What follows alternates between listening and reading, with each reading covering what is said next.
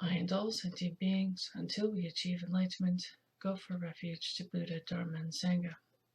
I and all sentient beings, until we achieve enlightenment, go for refuge to Buddha, Dharma, and Sangha. I and all sentient beings, until we achieve enlightenment, go for refuge to Buddha, Dharma, and Sangha.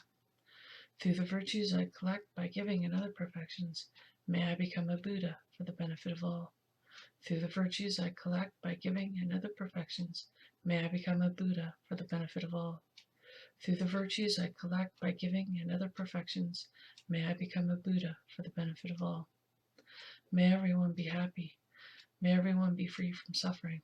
May no one ever be separated from their happiness. May everyone have equanimity, free from hatred and attachment. The ground sprinkled with perfume and spread with flowers, the great mountain, four lands, sun and moon, seen as a Buddha land and offered thus, may all beings enjoy such pure lands. I offer without any sense of loss the objects that give rise to my attachment, hatred, and confusion, my friends, enemies, strangers, our bodies and enjoyments. Please accept these and bless me to be released directly from the three poisons. Idam Guru Ratna Mandalikam Niryatayami. From the hearts of all the holy beings, streams of light and nectar flow down, granting blessings and purifying. Tsongkhapa, crown ornament of the scholars of the land of the snows, you are Buddha Shakyamuni and Vajradhara, the source of all attainments. Avalokiteshvara, the treasure of unobservable compassion, Manjushri, the supreme stainless wisdom, and Vajrapani, the destroyer of the host of Maras. O Venerable Guru Buddha, synthesis of all three jewels, with my body, speech, and mind, respectfully I make requests. Please grant your blessings to ripen and liberate myself and others, and bestow the common and supreme attainment. Tsongkhapa, crown ornament of the scholars of the land of the snows, you are Buddha Shakyamuni and Vajradhara, the source of all attainments. Avalokiteshvara, the treasure of unobservable compassion, Manjushri, the supreme stainless wisdom, and Vajrapani, the destroyer of the host of Maras. O Venerable Guru Buddha, synthesis of all three jewels, with my body, speech, and mind, respectfully I make requests. Please grant your blessings to ripen and liberate myself and others, and bestow the common and supreme attainments. Tsongkhapa, crown ornament of the scholars of the land of the snows, you are Buddha Shakyamuni and Vajradhara, the source of all attainments. Avalokiteshvara, the treasure of unobservable compassion, Manjushri, the supreme stainless wisdom, and Vajrapani, the destroyer of the host of Maras. O Venerable Guru Buddha, synthesis of all three jewels, with my body, speech, and mind, respectfully I make requests.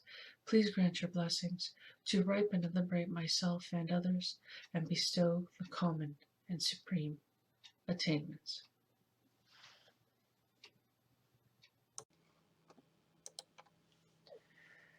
I am making this podcast in the hopes of fulfilling Grandmother Earth and the Ancient One of the Inuit's requests to heal all of their people, and to fulfill the requests by the Australian Aboriginal ancestor who has asked me to reawaken his brothers and sisters. Hello, welcome. My name is Kathleen. The spirit name I have been given is White Buffalo Calf Woman. Today's podcast is entitled More Karma. Hopefully you've had time to absorb the last two podcasts on karma and all the ramifications involved. I tried to give simple, straightforward examples to help make this topic as clear as possible as I understand it. The collective karma we all gather is intertwined and intricate, yet massive in size. I will try to show how these things can play out in your life to give you further insight on how important our actions really are. It comes down to cause and effect. Your actions cause the effect they create in the future. Again, I will be simplifying this to try to make it as clear as possible to understand. So, as you have no doubt heard me talk about our karma storage lockers, You will know that all of the actions you have ever taken in all of your past lives are stored up there until they ripen on you and you clear them away. Now, the memories of those actions are not forgotten, but still remain stored in your mental continuum. But the effects of those actions can be cleared up. All right, so let's apply this to your current life, the one you're living right now and aware of with your gross mind. There you were, floating in the bardo, waiting for your karma to ripen and be reborn somewhere, somehow. Your karma started to ripen due to the collective karma you and your parents created from a past life. You found your parents and chose to be with them, although it wasn't really a choice, it was just that karma ripening. Okay, so after your conception and spending months in your mother's womb, you were born, and here you are. The life you had as a child, again, was due not only to your karma, but the karma of everyone involved. If you had a terrible childhood, that was mainly due to your karma you brought with you.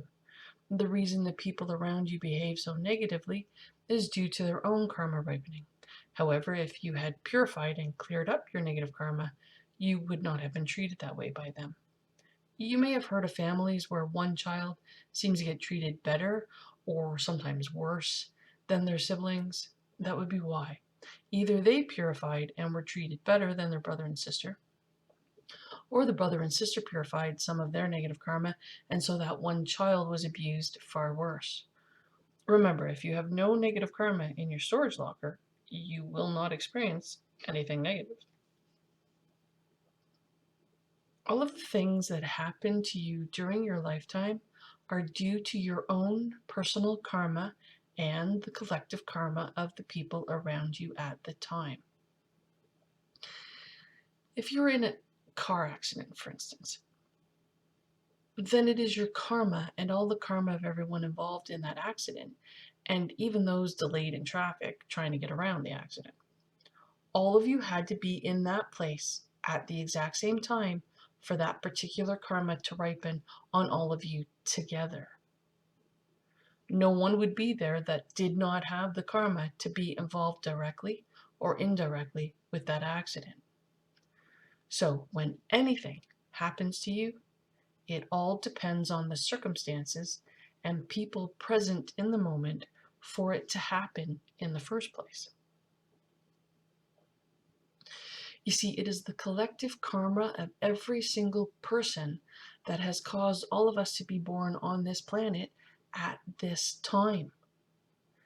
Currently, that is the collective karma of over 7 billion people. We have all been together before in different lives, and the karma for you to be here is why you are living here at this time in the place you are in. The worse your karma is for this exact life, the worse the circumstances will be for you, the worse the place you will live in will be, the worse the people around you will behave. If you're having a beautiful life, then that is your individual karma mixed in the collective karma of everyone on this planet. However, your karma isn't perfect, or you wouldn't be here at this time on this planet. Whatever country you were born in was due to your karma. The type of environment you live in, again, your karma, and so on. That is the cause and effect factors dictating the situation you find yourself in. Do you live in a country that has a high standard of living or one with a low standard? Do you have access to clean water, healthy food, clothing, shelter, good education, and all the things you need to live a comfortable life? Then that is the karma that is ripening now for you. Just because someone is born in a poorer place or worse conditions than you does not mean they have always been bad people in the past, so must go through this now in their life. They are no different than you. The only difference is time. Next time, you could be living a life exactly like they have now. Anything that makes you think you are superior to anyone else is false. and you will be born as someone you now think is inferior in the future.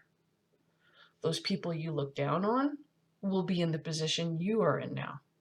So be very careful of how you treat anyone, no matter what their appearance is or what circumstances they find themselves in.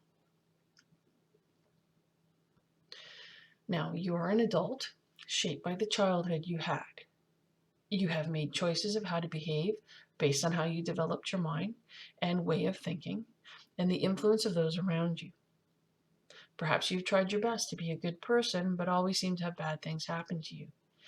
It is really good that you're doing your best to be good because you're clearing up those bad things so they will not happen to you again in the future. If you have chosen to behave badly, then you have a choice now to change for the better to save yourself. The nature of reality is impermanent, so you can change anytime you want to. It's up to you. You're not stuck being how you are. As a child, you were influenced heavily by the people around you. If you were lucky enough to be born with good parents that helped you to become a good person as an adult, you can use this good karma you are now experiencing to make spiritual progress.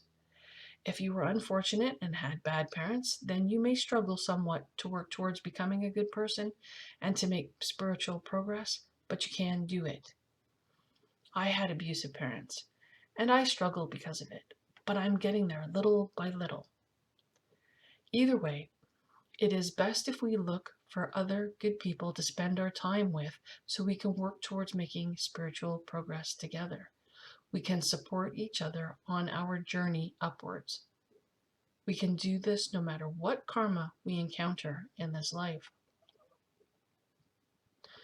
Now, for us to improve our karma, we need to make sure we're not causing any harm in any way that could cause us suffering in the future. I cannot emphasize that enough. However, we also need to try our best to not allow others to cause harm. If they are causing harm and we do nothing about it, we're creating the karma for us to experience that harm in the future, and we will find no one else will do anything about it. As an example, you may see someone being pickpocketed and say and do nothing. Well, you then create the karma to be pickpocketed in the future, and no one warning you or doing anything to help you, even though you didn't commit the crime. The reason most people do not do anything to stop these types of behavior they witness is because of their self-cherishing. People are so self-concerned. They don't want anything bad to happen to themselves, so do nothing to stop bad from happening to others, except that actually creates the effect of them being harmed in the future and worse than what they're witnessing. If we take that same example of not helping someone who is being pickpocketed, the collective karma could be that money or credit cards that have been stolen might have been used to feed their family or pay the rent. Now you have the collective karma of all the negative impact that lost wallet will cause. You do not know the circumstances in which the person being robbed is in. Maybe they've been out of work for a long time and just cashed their first paycheck and desperately needed that money for their young family. You do not know. Your lack of wisdom and ignorance of the situation can cause you lifetimes of negativity to work through due to all the harm you allowed to happen.